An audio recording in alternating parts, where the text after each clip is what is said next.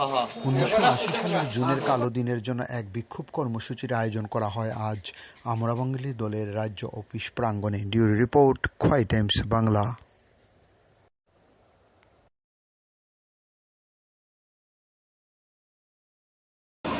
আমরা আজকে এই যে বিক্ষোভের আয়োজন করেছি, বিক্ষোভের সঙ্গে শ্রদ্ধা নিবেদনও করছি তাদের উদ্দেশ্যে যারা গত 80 সালের 6 জুন ঠিক এমন একটি দিনে এই ত্রিপুরা রাজ্যের এই যে ভয়াবহতম গণহত্যা সংঘটিত হয়েছিল, নারকীয় গণহত্যা।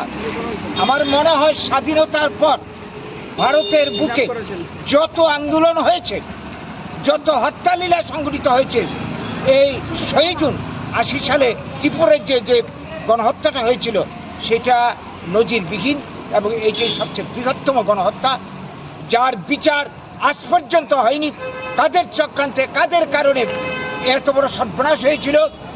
মূলত এই ত্রিপুরা রাজ্যে যারা মেজরিটি সংখ্যাগুরু অংশের মানুষ বাঙালি, তাদেরকে টার্গেট করেই এই গণহত্যার ব্লুপ্রিন্ট রচনা করা হয়েছিল।